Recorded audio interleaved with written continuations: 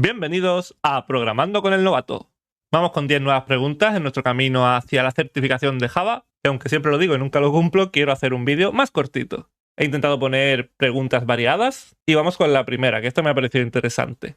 ¿Cuál de las siguientes opciones describe mejor el flujo de este bucle for? Es un bucle for irreal, ¿vale? Lo tengo comentado porque esto no compila. Pero lo que nos pide la pregunta es que digamos qué es lo que se hace antes y qué es lo que se hace después y en qué orden se hacen las cosas. Tenemos que saber cómo funciona un bucle for. En la primera opción, donde ponemos alfa, aquí deberíamos colocar una variable que será la variable que tendrá que vigilar el bucle para comprobar si debe continuar o no debe continuar.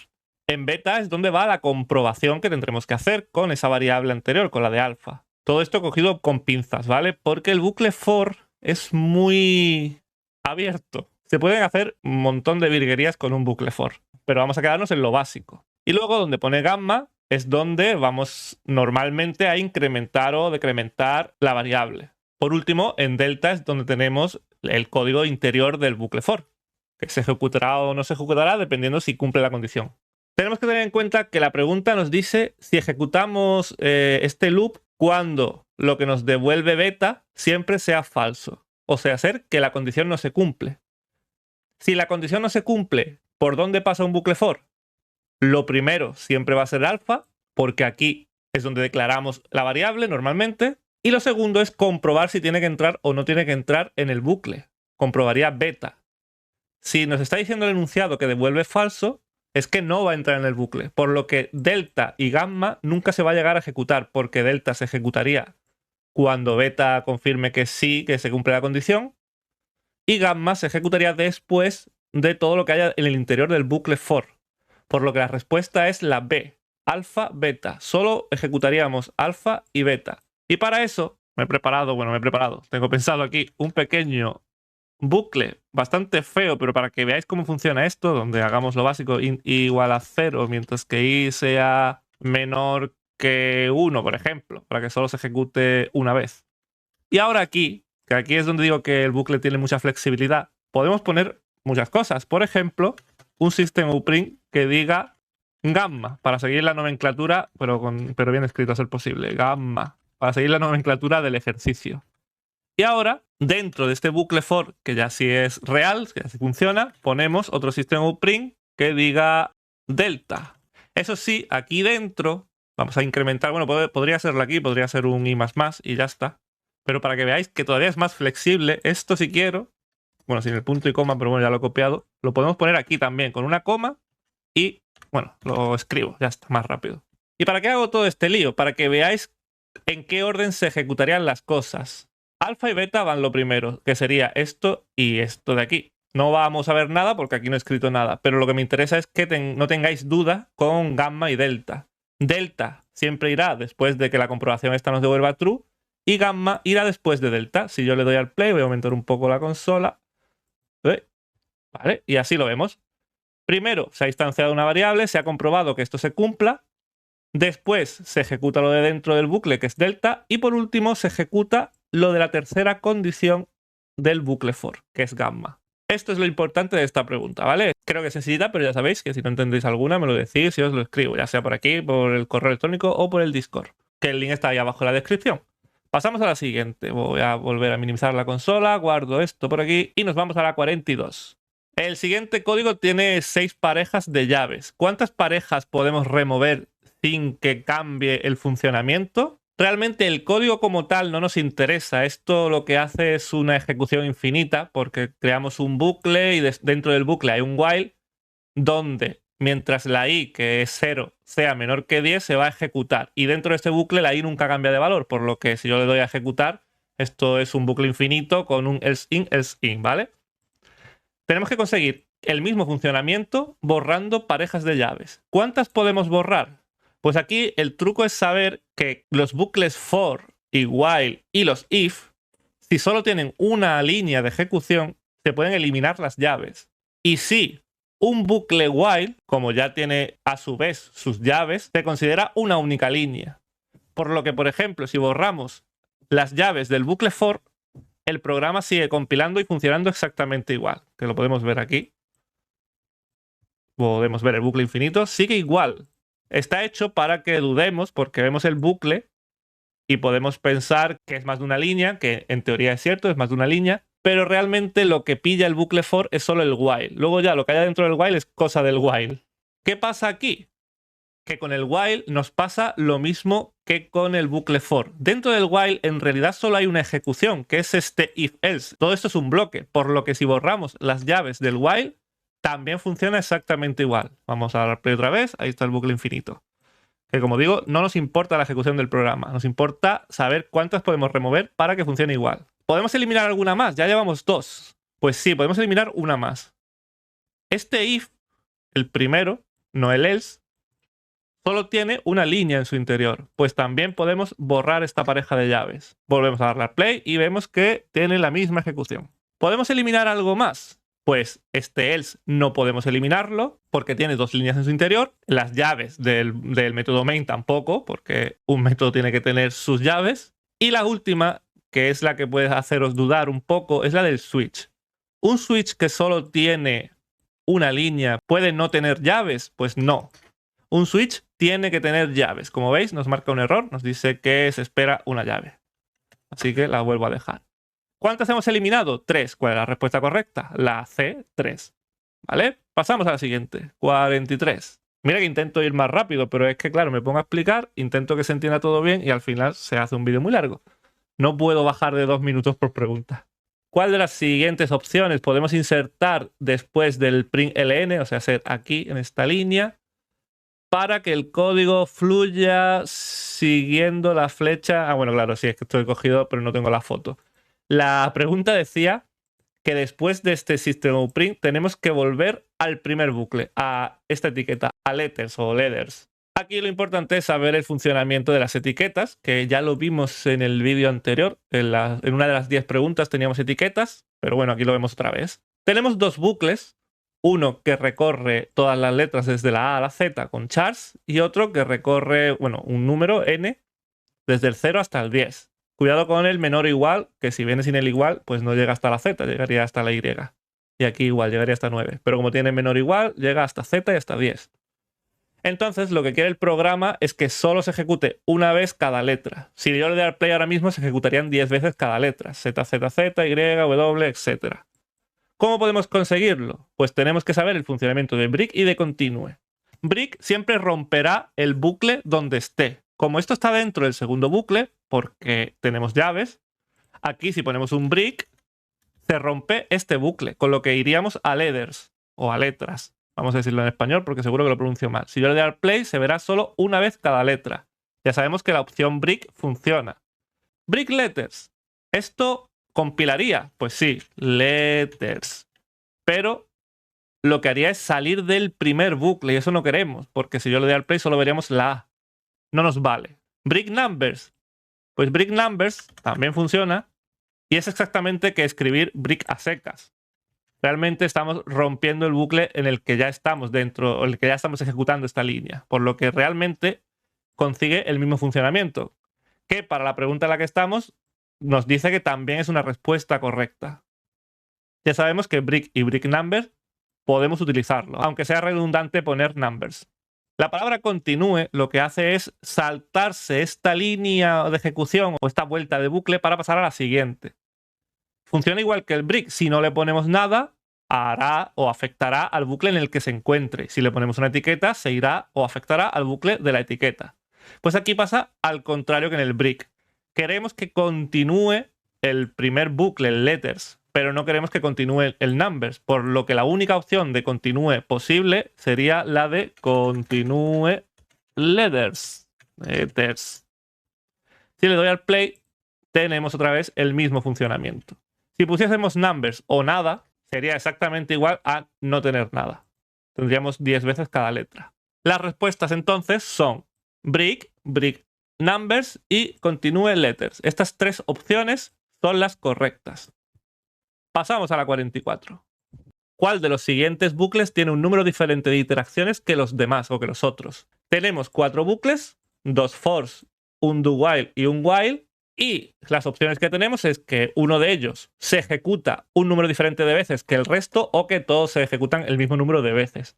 El problema que tenemos es que tendremos que leer esto bajo presión en el examen. Con tranquilidad en vuestra casa, si le dais a la pausa al vídeo, seguramente que lo descubrís. Que bueno, ya que estamos aquí, pues os lo digo, pausad el vídeo, venga, a ver si descubrís cuál es la respuesta antes de que yo la diga. Y los que grabamos vídeo en YouTube dicen cosas como, venga, comentad en los comentarios cuál es la respuesta que creéis correcta. Que no es otra cosa que buscar interacciones para que el vídeo llegue a más gente, ¿no? Realmente, bueno, no me gusta obligar a nadie a comentar, así que pensad en vuestra casa y ya está, no hace falta escribirlo en los comentarios. Todos los bucles funcionan, están bien escritos, todo compilan. Este va a ir desde 0 hasta 4. Siempre va a aumentar en 1, este va a ir desde 1 hasta 5 por el menor igual, por lo que estos dos tienen 5 vueltas y en el siguiente tenemos un bucle que va desde 0, bueno, declaramos una variable 0 y luego en el while aumentamos en 1 hasta que llegue a 4, porque tiene que ser menor que 5. Y aquí igual, tenemos una variable con valor 0 y se aumenta de 1 en 1 hasta 4. En principio parece que todos se ejecutan igual, o el mismo número de veces, 5 veces, pero no. Aquí está la trampa de si lo lees rápido. El bucle do while siempre se va a ejecutar antes de comprobar, por lo que se ejecuta una vez más que el resto. Cuando k valga 4, esto va a ser verdadero. K va a valer 5 y va a entrar otra vez en el do. Cuando ya llega al while ya verá que no puede continuar y se saldrá. Pero antes se va a ejecutar una última vez lo que haya en el do. En este caso no hay nada, pero si ponemos algo, se ejecutará una vez más. En todos los demás solo se ejecutan 5 veces. En este, 6. La opción correcta es la C. Pregunta 45. Aquí he sido listo y me acabo de dar cuenta de que no he copiado el enunciado. Pero bueno, tampoco es muy difícil. Me acuerdo perfectamente. ¿Qué tenemos que poner aquí o qué opción podemos poner aquí de las siguientes para que esto compile correctamente? Tenemos una variable de tipo int y un switch donde vamos a comprobar su valor. Si no cumple el único caso que hay, se va a meter aquí, y si cumple el caso red, se meterá aquí. Como opciones tenemos long, double, int, var, string y ninguna de las anteriores. Cuidado, porque aquí tenemos una trampita, que más que una trampa es saber las reglas de los switch. Podemos pensar que con un int va a compilar, pero la respuesta correcta es ninguna de las anteriores. ¿Por qué? Voy a descomentarlo y así lo vemos. Porque aunque int es un tipo válido para comprobar datos dentro de un switch, si lo queremos poner en un caso, en un case, tiene que ser sí o sí una constante. Si esto no es una constante, nos dará error. Así funciona. Pero sin el final no funciona. Aquí nos dice que las expresiones en los case deben ser expresiones constantes. Recordad, final podemos utilizarlo en case. Si no, no. Y aquí podemos poner ahora un var, que esto nos da otra pista. Si yo pongo var, también me funciona. Si veis que hay dos opciones correctas y no os cuadra porque la pregunta solo os pide una, buscad la trampa porque normalmente hay una trampa. Podéis fijaros en esas cosillas. Pasamos a la siguiente. 46. Dado las siguientes dos clases en el mismo paquete, ¿cuál es el resultado de ejecutar el programa Hug o abrazo? Que aquí no se llama Hug, aquí se llama pregunta 46. Así que pregunta 46. ¿Cuál es el resultado de ejecutar esta aplicación? Tengo aquí otra clase que se llama Kitten y tenemos lo siguiente en ella. Un float, un string y aquí una línea comentada que no nos importa. Como está comentada, la ignoramos. Y un método de tipo void que se llama meow, que lo único que hace es mostrar por consola el nombre, que es esta variable string, más lo adorable que es una variable de tipo float. Y en el programa principal lo que tenemos es que creamos una instancia de la clase Kitten, intentamos ponerle en adorabilidad un 5 y como nombre Kitty. Y luego llamamos al método meow. Las opciones son las siguientes. Se verá por consola Kitty 5.0, la clase Kitten no compila, la clase, perdón, que lo copio y lo pego, pregunta 46 no compila, las dos clases no compilan o ninguna de las anteriores. Aquí tenemos que fijarnos bien en el enunciado. Dadas las siguientes dos clases en el mismo paquete, que esto es lo importante, ¿cuál será el resultado? Y tenemos que saber el alcance de las variables o la accesibilidad que tenemos a las propias variables. Si os fijáis, esto está hecho a cosa hecha en la pregunta. Están comentadas las opciones de visibilidad de las variables. El privado, el público y el default todo está comentado. Esto no existe. Lo único que tenemos es un float cuteness, string names, y los dos tienen el modificador de acceso por defecto. El modificador de acceso por defecto ¿es accesible desde otra clase en el mismo paquete? Sí. Entonces, todo esto compila. todo esto no da error, porque podemos acceder directamente a la variable, ya que no es ni pública ni privada. Tiene el modificador por defecto. Como no da error, si le doy al play, vamos a ver que la opción correcta era Kitty-5.0. Cuidado con esas cosillas, aunque aquí realmente se ve claramente que está comentado, pero podéis pensar que si son dos clases diferentes no pueden acceder directamente a su variable, pero sí puede si tiene el modificador por defecto y está en el mismo paquete. Recordad, si es un paquete diferente, pues no podrá. Pasamos a la siguiente. Pregunta 47. ¿Cuántas líneas ejecutará o mostrará o sacará por consola, mejor dicho, el siguiente código? Aquí lo tenemos todo muy pegadito y lo hacen a cosa hecha para fastidiar y que nos liemos leyendo. ¿Qué tenemos? Instanciador estático de clase, un método privado llamado drive, que lo que hace es mostrar por consola la palabra fast, instanciador de instancia, valga la redundancia, o iniciador de instancia, con otro system.out.print donde mostramos faster, y luego lo único que hacemos en el método main es llamar 2 veces al método drive, que era este de aquí. Las opciones son 1, 2, 3, 4, 5 y ninguna de las anteriores el código no compila. Como no lo tengo comentado, ya sabemos que compila, ¿vale? Ese no es el problema. Lo único que tenemos que saber aquí es cómo funcionan el iniciador estático y el de instancia. Si sabemos cómo funcionan estos dos, no tendremos problema por mucho que quieran ponernos el código así apretadito para que nos cueste leerlo. Esto lo expliqué en un short, me parece. Si queréis podéis buscarlo por el canal en la parte de los shorts. Tengo ahí unos cuantos. El estático se ejecuta una única vez, la primera vez que se llama a esta clase, o que se utiliza a esta clase, que se carga esta clase realmente. Y el de instancia se llamará cada vez que creemos una instancia de esta clase. Como no estamos creando ninguna instancia, esto no se va a ejecutar nunca. Lo primero que se va a ejecutar, porque para utilizar este programa tenemos que utilizar esta clase, es esto de aquí. Se ejecutará una única vez static. Y después, como llamamos 2 veces al método drive y dentro solo hay una línea que muestra fast, pues se mostrará 2 veces fast. La respuesta correcta, si no me he equivocado, es static fast fast. Vamos a darle al play y lo vemos. Vale, no está detectando este. Le doy al play otra vez. Ahora sí. Static fast fast. Respuesta correcta, la C. 3 líneas. Vamos a la siguiente. Guardo, estaba guardado ya. Pregunta 48. Vale, esta sí que es para liar al lector. ¿Cuál de las siguientes opciones es la salida correcta del programa? ¿Vale? Tenemos el iniciador de instancia. Ya sabéis que esto se ejecutará cuando se cree un objeto de esta clase. En este caso, de un objeto de la clase pregunta 48. Si no, esto no se ejecutará nunca. Y luego tenemos los constructores de la clase. Tenemos uno básico, que no recibe parámetros, uno que recibe un entero, otro que recibe un string, y luego en el método main lo que hacemos es mostrar por consola la y crear una instancia llamando al constructor que recibe el método, perdón, la variable entera. ¿Cuáles son las opciones? Pues un montón de notas musicales, el código no compila o ninguna de los anteriores. Aquí tenemos que tener en cuenta una cosa. Este código está hecho para pillar, para que perdáis tiempo. Si os dais cuenta de la trampa que tiene rápidamente, podéis contestar y pasar a otra sin perder el tiempo. ¿Cuál es el problema aquí? El problema es que cuando llamamos al constructor que recibe un entero, nos vamos aquí. Y esto lo que hace es directamente llamar a otro constructor que puede recibir un null.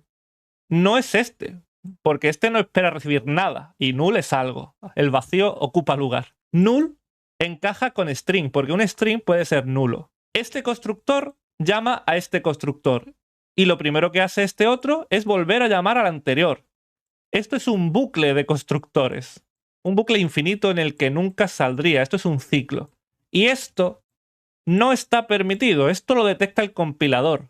El compilador lo detecta y, como veis, nos va a marcar un error como una catedral. Nos dice, hay una invocación recursiva al constructor. Esto no acabaría nunca y da error de compilación. Entonces, fijaros en estas cosas. Si os dais cuenta que dos constructores se llaman mutuamente y nunca pueden salir de ese bucle, no perdáis tiempo en intentar hacer la escala musical do, re, mi, fa, sol, la, porque perderéis 3 o 4 minutos en esta pregunta y el tiempo es muy valioso en el examen. Si en vez de null esto estuviera vacío, el error desaparecería, porque ya está llamando a otro método, a otro constructor, perdón, que no tiene ya más recursividad, que aquí se acaba. Si esto está vacío, aquí ya sí tenéis que perder el tiempo y hacer las notas musicales, que es, la respuesta sería la, do, re, mi, fa, ¿vale? que no sé ni siquiera si está aquí, la, do, re, mi, fa, mira, sí estaría como opción. Pero como está la palabra null, da error de compilación. Voy a volver a comentarlo para que no se me marque el error. Y pasamos a la siguiente. ¿Cuántas de las siguientes líneas de esta clase contienen un error de compilación? ¿Qué tenemos? Tenemos un método que nos devuelve un objeto de esta misma clase, de la pregunta 49, que se llama fly. Y devuelve lo que nos devuelva este método fly. Aquí tenemos el primer engaño, podríamos llamarlo, porque aquí tenemos otra recursividad que acabamos de verla. Está llamando a este método, que a su vez vuelve a llamar a este método, que a su vez vuelve a llamar a este método, y nunca acabaría, ¿vale? Pero vamos a continuar. ¿Qué tenemos más? Un método public void flight que recibe un parámetro de tipo entero y no hace nada. Perfecto, como tiene void, no tiene por qué llevar un return. Bien. Y aquí lo mismo, pero devuelve un entero, recibe un long y devuelve un 1. En principio, esto no da error tampoco.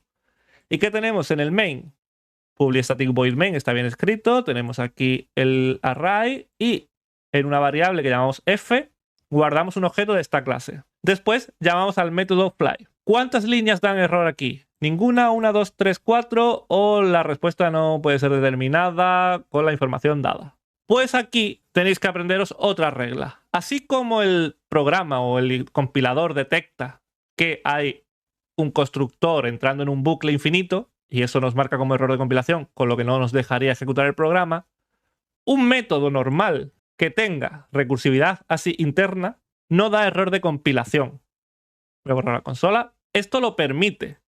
No tiene ningún sentido porque ¿qué va a pasar cuando lo ejecutemos? Que se va a desbordar la pila. ¿Ve? Nos da un error aquí. Voy a ir hacia arriba del todo. Y nos dice Stack Overflow Error. El foro más famoso de internet de programación, ¿vale? ¿Qué es lo que ha hecho? Ha desbordado la pila de memoria. Porque... Parece que lo reduzco un poco más. Es una recursividad infinita, ya que esto nunca tiene salida. Pero la respuesta a esta pregunta es que ninguna línea da error de compilación. Aunque esto no tenga sentido, la clase sea fea e inútil y simplemente explote tu ordenador cuando le debes ejecutar, la respuesta correcta es ninguna. Cuidado con esas trampitas. Constructores lo detecta. Este tipo de método no lo detecta como error de compilación. Pasamos a la última pregunta. ¿Cuál de las siguientes interfaces es una interfaz funcional? Tenemos dos interfaces, Lion y Tiger. Bueno, león y tigre. Ambas se parecen mucho. Tienen un public void roar, un método público llamado roar, y un método por defecto llamado dream con un cuerpo pero que en su interior no tiene nada. Después, uno tiene el método string to string y el otro el método int hashcode. Las respuestas, solo león es una interfaz funcional, solo tigre, ambas o ninguna. La regla más básica de una interfaz funcional nos dice que solo puede tener un método abstracto. Puede tener métodos privados y puede tener métodos por defecto. Pero solo un método abstracto. Y aquí estamos viendo dos. Aquí hay dos, el roar y el toString, y aquí el roar y el hashcode. En teoría, según esa regla básica, ninguna de las dos son interfaces funcionales. Pero aquí está la trampa que tenéis que memorizar. Método toString, método hashcode son dos métodos de la superclase cósmica de Java, la clase Objects. Y eso está permitido ponerlo dentro de una interfaz funcional. No anula la regla de que solo tengan un método abstracto. Aunque estos dos sean abstractos, como son métodos de la clase Object, se permiten y las dos son interfaces funcionales, porque realmente solo cuenta como que tienen el método roar como único método abstracto. Recordad esa regla, ¿vale? Es importante porque si no vais a pensar que ninguna de las dos son interfaces funcionales y realmente las dos son. La respuesta sería both, Lion and Tiger. Y con esto terminamos otras 10 preguntas. La intención de esto es explicar y que se entienda bien todas las preguntas. Si al final me dedico nada más a contestar de manera robótica, en plan, esta es la A, esta es la B, esta es la C, no sirve de nada porque para eso hacéis vosotros los tests y ya está. Creo que así, explicándolo todo, os va a quedar mejor en la cabeza y vais a entender y luego vais a leer la pregunta dentro de una semana y os vais a acordar, por ejemplo, de esto. Sí, me acuerdo que en el vídeo dijo lo del toString y que esto no anulaba la interfaz funcional y bueno, yo creo que eso es mejor a que simplemente diga yo ¿cuál de las siguientes son interfaces funcionales? La C, las dos. Venga, pasamos a la siguiente. Así haría un vídeo de 5 minutos. Pero no tendría ningún sentido. Y bueno, después de esta reflexión aquí hablando solo en mi casa, me despido. Así que nada más. Si tenéis cualquier duda, ya sabéis, escribid en los comentarios, al correo electrónico o donde queráis. Muchas gracias por llegar hasta aquí. Nos vemos en el siguiente vídeo. Hasta pronto.